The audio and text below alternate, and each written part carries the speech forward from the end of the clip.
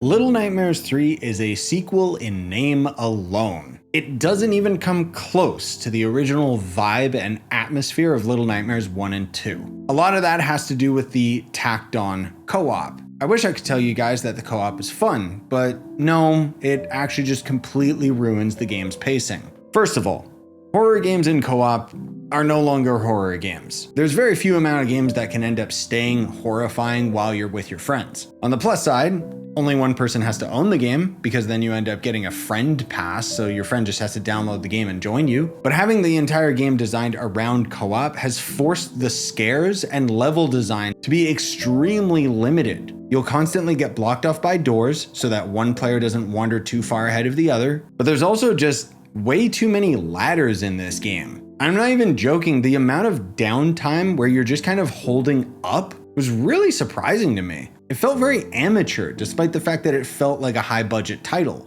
So would this game be worth playing if it didn't have the co-op? No, I don't think so. You see, we've got a very strange situation here with the Little Nightmares franchise. Basically, the developers who made Little Nightmares 1 and 2 have moved on to greener pastures and are currently working on Reanimal, which is scheduled for 2026. You just look at the trailer for Reanimal versus Little Nightmares 3, and it is no question that those are the original developers. They understand atmosphere and sound design so much better than the team that's currently working on Little Nightmares 3. I don't mean to undermine the amount of effort that was clearly put into this project, but it feels like a very high budget fan tribute rather than a continuation of the series. It's also the shortest game in the franchise, because I was able to beat it in 3 hours. Granted, I didn't go for all the little side path collectible items, but frankly speaking, I don't care. The game was just so boring, I don't want to play it again. It's ironic that this is the shortest game in the trilogy because it's also the most expensive one. Leave it to Bandai Namco to just take a franchise that is beautiful and dark and mysterious and just commercialize the hell out of it.